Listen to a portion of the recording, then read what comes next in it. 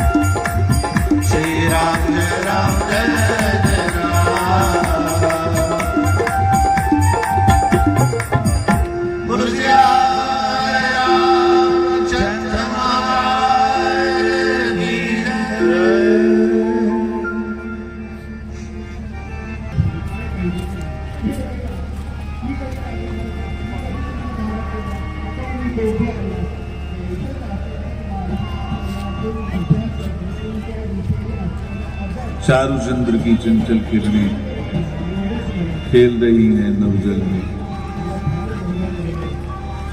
जल थल में स्वच्छ चांदनी अंबर। मैथिली शास्त्र में लिखा, सुरम में सुंदर वातावरण,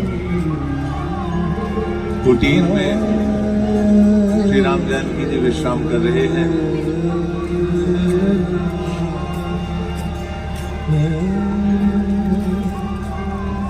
और बाहर श्री लखनलाल जी पहरा दे रहे हैं।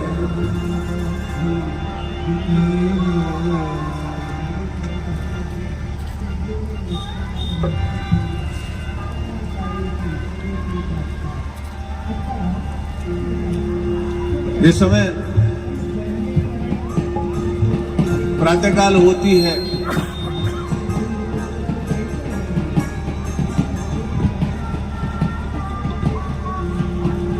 वो घड़ी आती है कि यहाँ राम जी को माया अपनी आरंभ करनी है। मायापति की माया का खेल अब शुरू होता है। लक्ष्मण जी को भेजा और वहां इतनी देर में खेल बदल गया।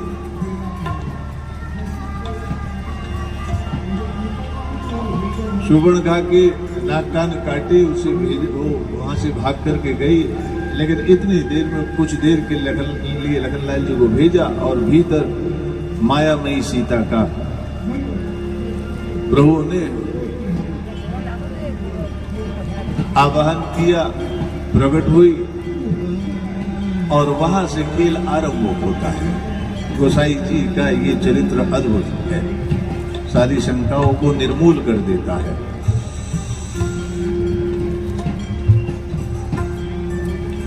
मायापति से कोई माया करे ये तो संभव ही नहीं है।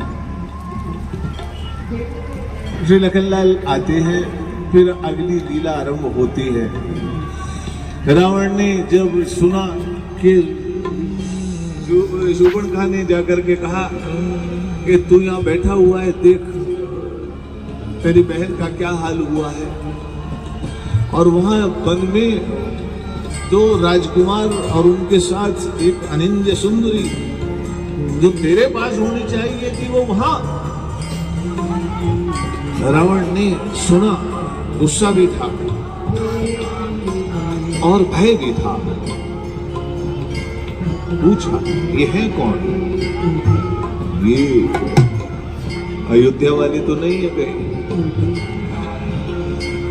है तो वही। तो कहा, मुझे शक है कि ये कहीं वो तो नहीं जिसका डर मुझे है।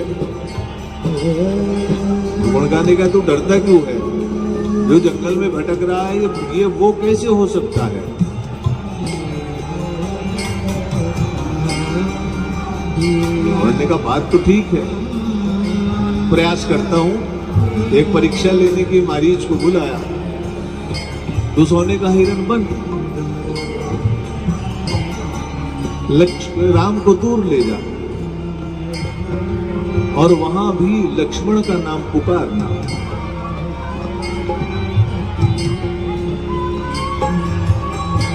मारीच ने जब सुना तो मारीच ने सिर पकड़ लिया। रावण, तू जो करने जा रहा है वो उचित नहीं है। क्यों? तू राम को नहीं जानता, मैं जानता हूं, क्योंकि बिना फर का बाण लगा था और 100 योजन दूर आकर के गिरा था। वो प्राण मेरे क्यों छोड़े गए ये तो मुझे भी नहीं पता।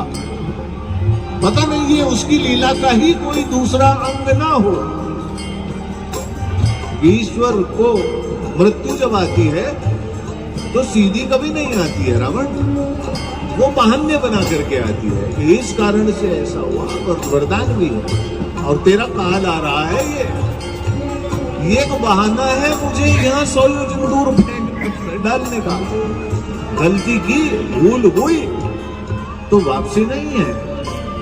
रावण ने कहा, क्यों, तू डरता है क्या? उसने कहा, हाँ, जिस दिन से मेरे बाण लगा है राम का बाण, उस दिन से मैं रै से शुरू होने वाली किसी भी वस्तु से डरने लगा हूं।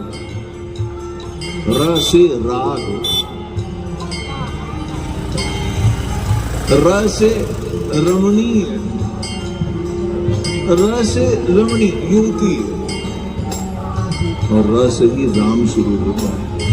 इसलिए मुझे बाकी किसी भी वस्तु से भय लगने लगा है, क्योंकि जिसका भी नाम शुरुआत में र आ जाता है मैं डरता हूँ। तू नहीं जानता, मैं जानता हूँ। चंद्रहास पर हाथ पहुंचा और कहा, जाता है या फिर तुझे बहुत दूर भेज दो? अभी तो पास से लौट आएगा, पर जहां मैं भेजूंगा वहां से कभी लौट के नहीं आएगा। मारीच ने कहा, रावण, सच तो यह है कि दोनों जगह ही मैं अब कहीं से लौट के आने वाला नहीं, क्योंकि जाता हूं तब भी वापसी नहीं है और रुकता हूं तब भी जाता हूं। इसलिए तेरे हाथ से अच्छा है कि उसी के हाथ से मर जाऊं। स्वर्ण का हिरण बना, दूर ले गया राम जी को, और फिर वही हुआ जो लीला रची गई थी।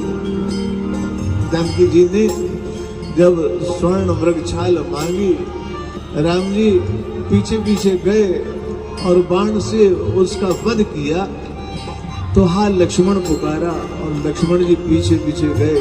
इतने में ही रावण जानकी जी का हरण करके ले गया,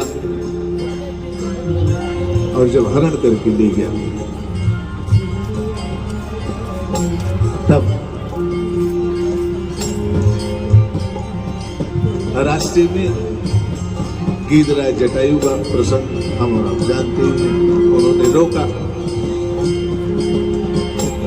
लेकिन रावण ने छल से उनके पंख काट दिए, और फिर जानकी जी को जब लेकर के चला,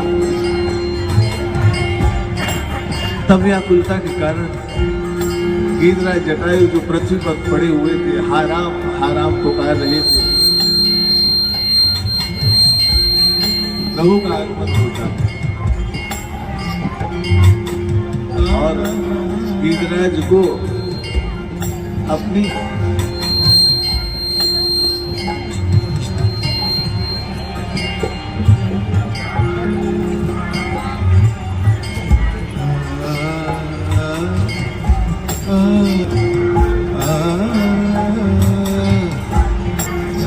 राम जी ने की वक्र दृष्टि अयोध्या पर पड़ने वाली है।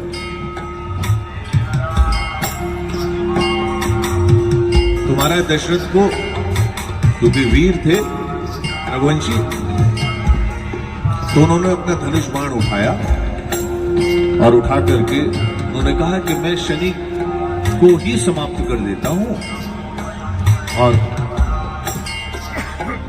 मेरी क्या संसार में न शनि रहेगा न वक्र दृष्टि रहेगी। उससे अयोध्या में 12 साल का अकाल पड़ने वाला था। कहते हैं कि जब महाराज दशरथ शनि के निकट पहुंचे, तो शनि ने क्रोध से महाराज दशरथ के रथ की ओर देखा, और जैसे ही देखा तो शनि की दृष्टि तो हमें आपको सभी को पता ही है कैसी होती है। तो रथ भी गिरा, महाराज दशरथ का मुकुट भी कहीं गिरा। महाराज दशरथ आकाश से पृथ्वी की ओर जब गिरने लगे, तो इतनी ऊंचाई से गिर करके कोई बचता तो है नहीं। तब अचानक किसी ने उन्हें अपने पंखों पर संभाल लिया, और वो थे जटायु। और कहते हैं जब संभाला, धीरे धीरे पृथ्वी पर आए अयोध्या में उन्हें, तो दोनों में मित्रता हो गई। महाराज दशरथ बहुत प्रसन्न हुए। उन्होंने कहा, मित्र, आपका एक उपकार है हम पर, तो आप के लिए हम आपका एक वर देना चाहते हैं, जो आप मांगते। कहते हैं गीधराज ने बहुत मना किया, नहीं हमें कुछ नहीं चाहिए। कहा नहीं, देखिए अभी आपका एक एहसान, एक उपकार हम पर है, तो हमारे में दोस्ती संभव नहीं है, दोस्ती बराबर वालों में होती है। अभी आप हमसे एक कदम ऊपर है, एक सीढ़ी ऊपर है, कि आपका उपकार है। गीधराज ने कहा, महाराज देखिए, दोस्ती में कोई उपकार नहीं होता, दोस्ती तो होती है, मित्रता तो होती है, मित्रों में कैसे उपकार। फिर भी जब बहुत बात हुई तो कहते हैं गीधराज ने कहा, महाराज फिर आप एक बात सुनिए, देंगे ना? कहा बिल्कुल।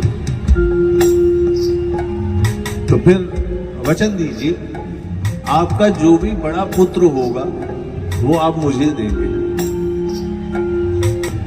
और उन्होंने कहा ठीक है, क्योंकि उस समय तक ना तो कोई संतान थी और ना ही कोई संभावना लग रही थी कि भविष्य में ऐसा कुछ होगा। बात खत्म हो गई। गीधराज अपने स्थान पर चले गए, महाराज दशरथ अपने राजकार्य को संभालने लगे। लेकिन फिर वो समय आया, और वो समय आकर के अयोध्या में राम लक्ष्मण भरत 4 पुत्र, धर्म अर्थ काम मोक्ष, अभी उत्सव चल रहे थे। अभी आनंद बह ही रहा था कि महाराज दशरथ राजमहल की छत पर थोड़ा घूमने गए, विचार करने गए। तो उन्होंने देखा कि गीधराज बैठे हुए। उन्होंने कहा महाराज याद है कुछ? अब उलझन में फंस गए।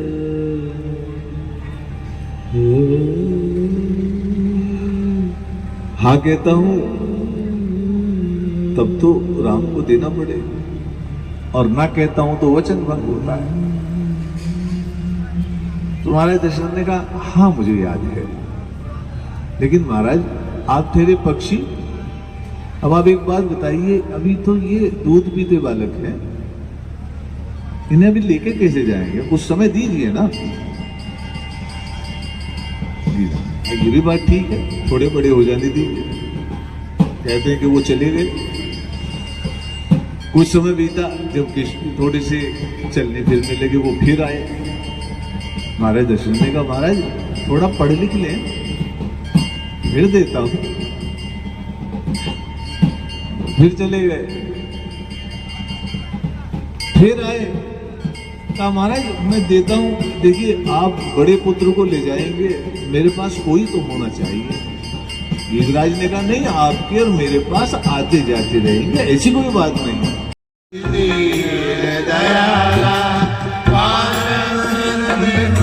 रघुनाथ कृपा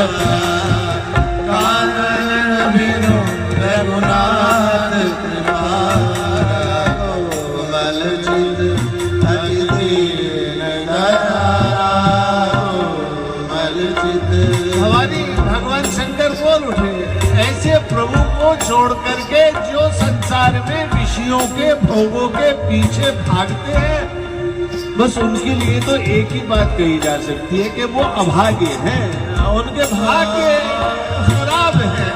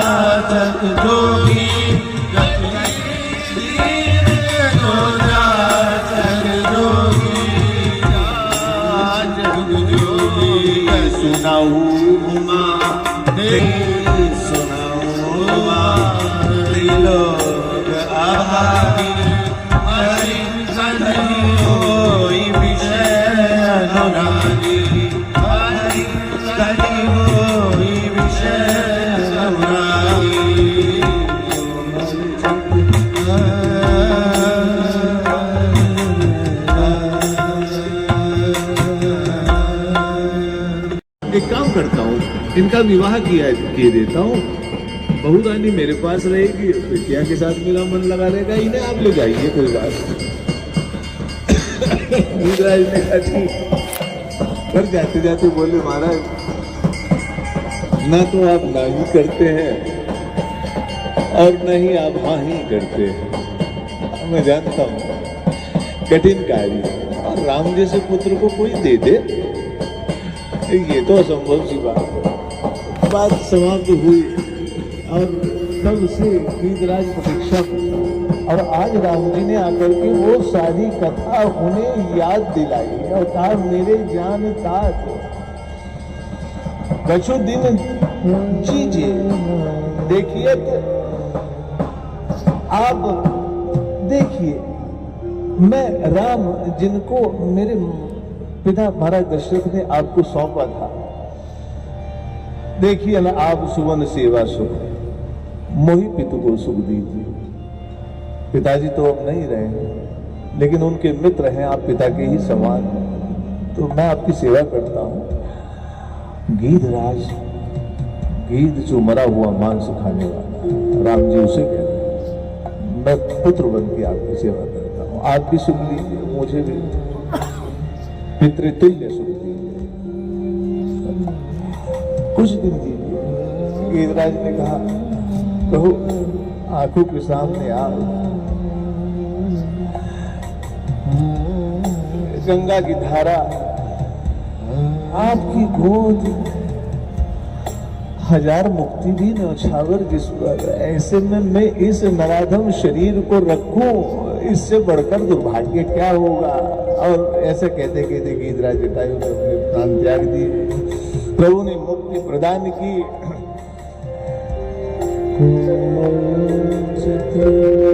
कविकुल चिंतामणि श्री तुलसी जी महाराज,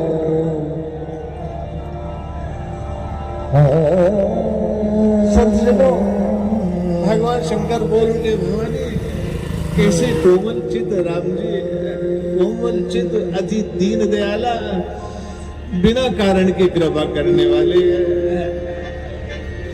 कह उठे, कोमल चित अति दीन भगतीन सोई कैसा, भगतीन सोई कैसा, बिनु जल पारिद देखे जैसा, बिनु जल पारिद देखे जैसा, देखे जैसा, देखे जैसा, देखे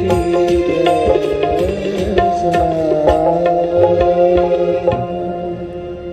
यहां से प्रसंग थोड़ा सा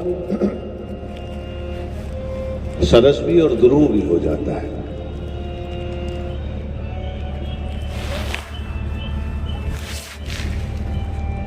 एक कथा आप सभी ने प्राय सुनी होगी। कहते हैं कि एक राजा का वजीर, उसने उसकी बहुत सेवा की, लेकिन राजा का एक बड़ा प्रिय घोड़ा था।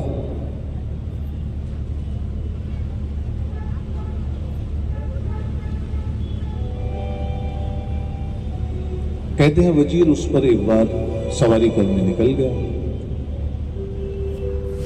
राजा को बड़ा क्रोध आया, और इतना क्रोध आया कि उसने वजीर को कहा कि तूने मेरी सेवा बहुत की, इसलिए तुझे फांसी की सजा नहीं दे रहा, पर तुझे उम्र कैद की सजा दे रहा।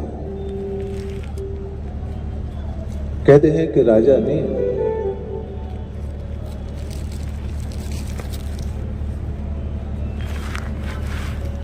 उसे एक बहुत ऊंची मीनार में कैद करा दिया।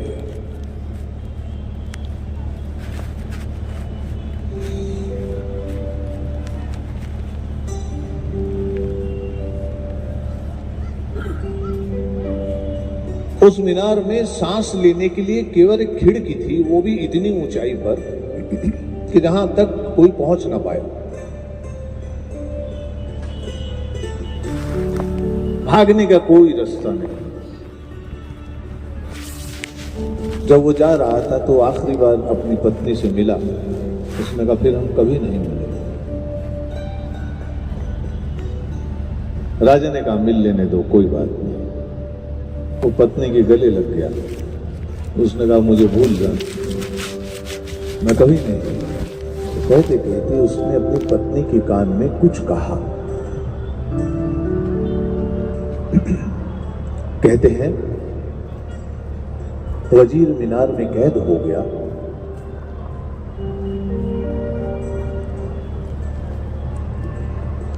और उसी रात पहरेदार असावधान हो गए, क्योंकि उसमें एक ही दरवाजा था और जिस ओर दरवाजा था उस ओर दो पहरेदार लगातार वहां बैठे थे, लेकिन जिस ओर खिड़की थी उस ओर पहरे की आवश्यकता ही नहीं थी, क्योंकि इतनी ऊंचाई पर न किसी के जाने का कोई सवाल, न किसी मौके पहुंचने की कोई संभावना।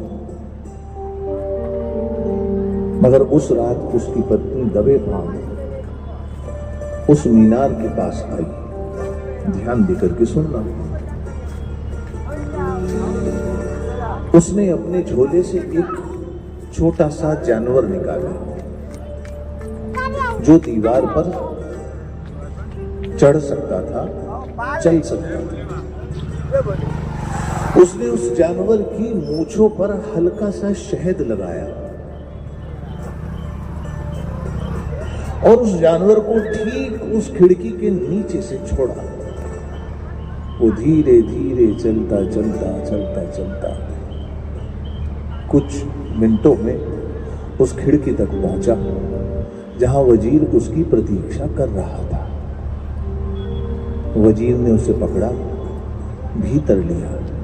जब भीतर लिया तो उसकी कमर में एक बहुत महीन रेशम की डोरी बंधी हुई थी। उसने उस डोरी को धीरे धीरे खींचना शुरू किया तो उसके सिर पर एक थोड़ी मोटी सुतली बंधी हुई थी। उसने उसे भी खींचना शुरू किया तो उस पर एक मोटा रस्सा बना हुआ था। और कहते हैं कि वजीर उस रात उस रस्से की सहायता से उस मीनार से आजाद होकर के उस देश से भाग गया। बात कौन सा जानवर था? बात खिड़की कितनी ऊंचाई पर थी? बात किसी की नहीं है। बात महत्वपूर्ण है कि उस वजीर के हाथ में एक सूत्र आ गया। सूत्र आया तो मुक्ति मिल गई। महत्वपूर्ण है। युग बीत गए हैं, जन्म बीत गए हैं, मैं न चाहते हुए भी इस शरीर रूपी मीनार में कैद हूं। मैं मुक्त होना चाहता हूं लेकिन मेरे पास कोई सूत्र नहीं है। हमारे पास कोई ऐसी, हम धर्म ग्रंथ पढ़ते हैं तो मुक्त होने के लिए आत्महत्या है लेकिन वो पाप है और हम अपनी इच्छा से अपनी आत्मा को इस शरीर से बाहर नहीं निकाल सकते। हमारी विवशता है। बस एक ही उपाय है कि जब मृत्यु आए वो खींच के ले जाए। तो फिर कैसे मुक्ति हो? हम नहीं चाहते इस संसार में रहना, फिर भी रहना पड़ता है। तो फिर आखिर कौन सी? आज राम जी प्रसन्न है। प्रसन्न होकर के शबरी से कह उठते हैं कि यो न रिष्यति न द्वेष्टि न शोचति न कांक्षति शुभाशुभ फल परित्याग्य भक्तिमान समय प्रिय है। शबरी न जिसे जो खुश है न दुखी है न कुछ इच्छा है, जिसकी बस मेरे चरणों में प्रीति है तो मैं तो उस पर प्रसन्न होता हूं और इतना प्रसन्न होता हूं जितना आज तुझ पर प्रसन्न हूं। इसलिए मैं तुझे कुछ देना चाहता हूं। मैं तुझे आज एक नहीं, दो नहीं, मैं 9 सूत्र दे रहा हूं। इन 9 सूत्र में से जिससे चाहे जीवन में जन्म ले ले, जीवन में मुक्ति ले ले, जीवन में सायुज्य सामीप्य सालोक्य सारूप्य जो चाहिए वो ले ले। कभी कभी प्रसन्न होते हैं राम जी, प्रसन्न होते हैं तो फिर अपनी भक्ति का खजाना खोल देते हैं। आज खोल रहे हैं और प्रभु कहते कहते बोल उठते हैं, सुन शबरी, लेकिन पहली शर्त है, ये सूत्र बड़े महत्वपूर्ण है क्योंकि डोरी का पहला हिस्सा रेशम का है, धागा बहुत महीन है, संभाल के खींचना। थोड़ा सा झटका लगा, मुक्ति साधन गया। इसलिए बहुत आराम से, इसलिए राम जी सावधान कहते हैं, नवधा भगति कहता हूं तुझसे, लेकिन सावधान होकर के हम सब भी शबरी के माध्यम से इन 9 सूत्र को समझ ले। समझ में आ जाते हैं तो मुक्ति मिल जाती है। राम जी क्या कहते हैं, नवधा भगति कहूं तो भाई, नवधा भगति कहूं तो भाई, सावधान सुन धर्म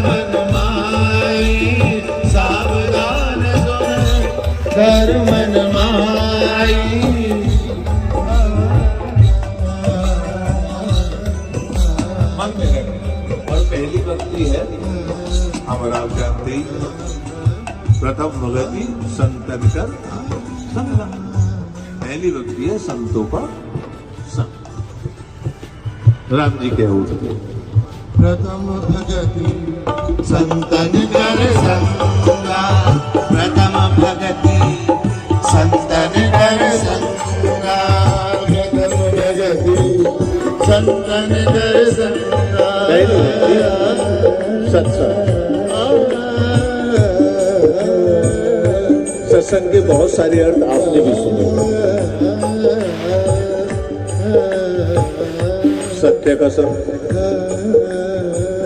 संतों का संग, महापुरुषों का संग, तत्वदर्शियों का संग, बहुत सारे अर्थ।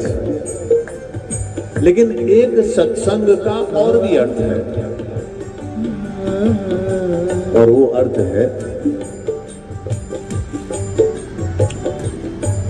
सन्मुख होना।